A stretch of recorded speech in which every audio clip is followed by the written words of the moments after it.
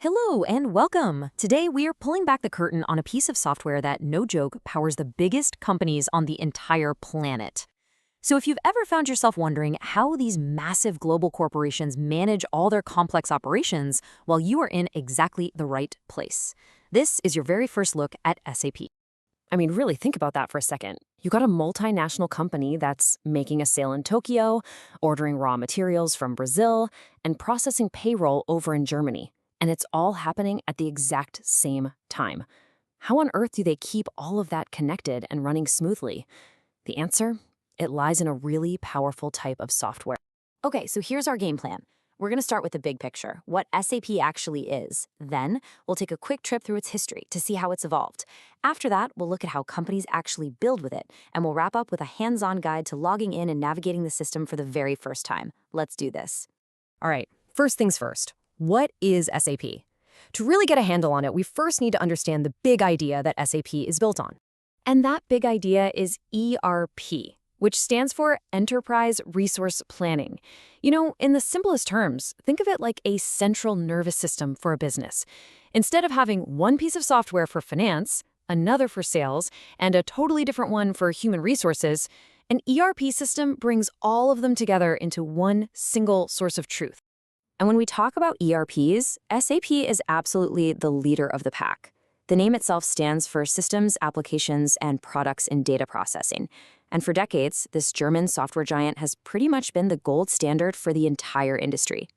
Just how dominant is it? Well, get this. SAP holds over 75% of the entire ERP market. What that really means is that the vast majority of products you buy, services you use, and companies you interact with every single day are probably being managed by an SAP system running somewhere behind the scenes. It's everywhere. But, you know, SAP didn't just become this titan overnight.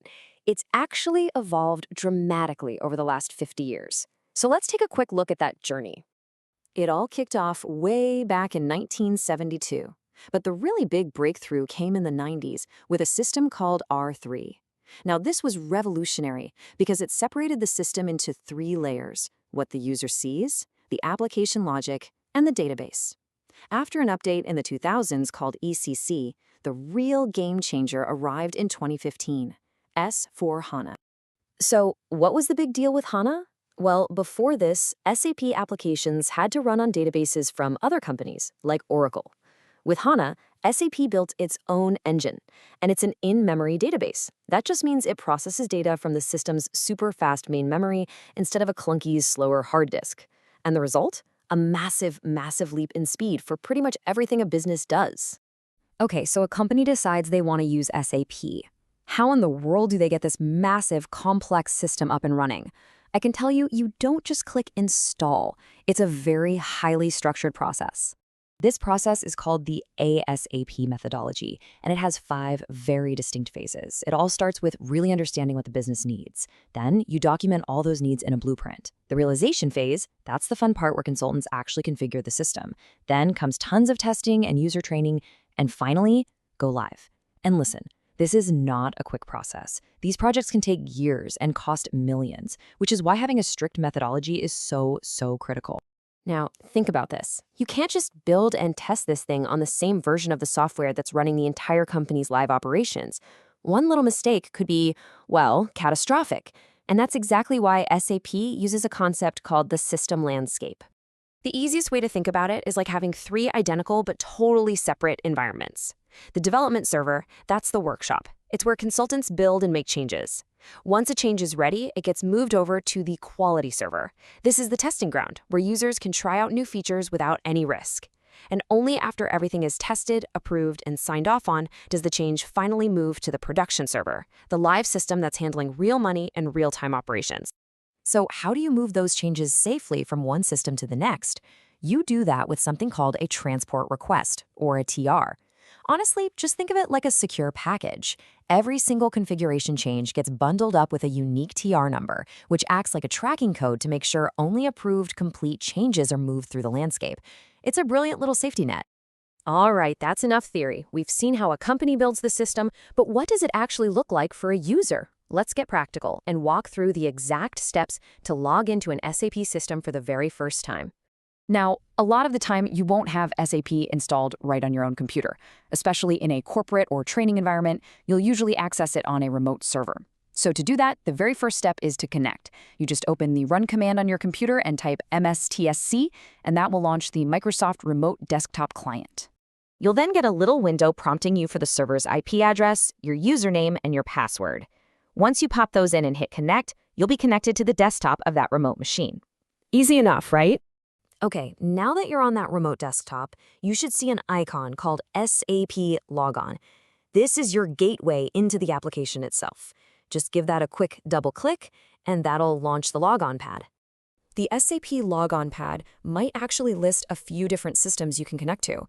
Just select the one you need to access, like S/4HANA, and you'll get the final login screen. Now enter your specific SAP user ID and password here. And a quick word of caution, the password is case sensitive, and if you get it wrong too many times, you will get locked out, so take your time. And just like that, you're in. Welcome to SAP. Now that we've logged on, let's learn the absolute essential commands for getting around the system. This screen you see right here, this is your home base. It's called the SAP Easy Access screen, and it's the starting point for literally everything you're going to do, from running reports to entering financial transactions. Now, you could navigate through all those folders and menus, but the fastest way to get around SAP is by using something called transaction codes, or T-codes.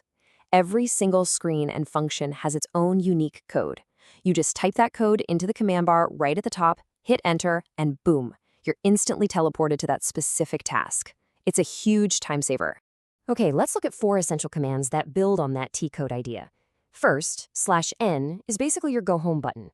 It'll take you right back to the easy access screen from anywhere. Now, /n followed by a T-code lets you jump from one task directly to another without going home first. Need to work on 2 things at once? Just type /o, and it opens a brand new SAP window. And finally, /o followed by a T-code does the same thing, but it takes you directly to that new task in the new window. Trust me, mastering these 4 commands is absolutely key to working efficiently. So there you have it. We've gone from the core concept of ERP all the way to the practical steps of navigating the world's most powerful business software. You've seen the history, the methodology, and the basic controls. The system that might have seemed a little intimidating at first is hopefully a little more familiar now. You've officially taken your first step, which leaves just one question. What's your next one going to be?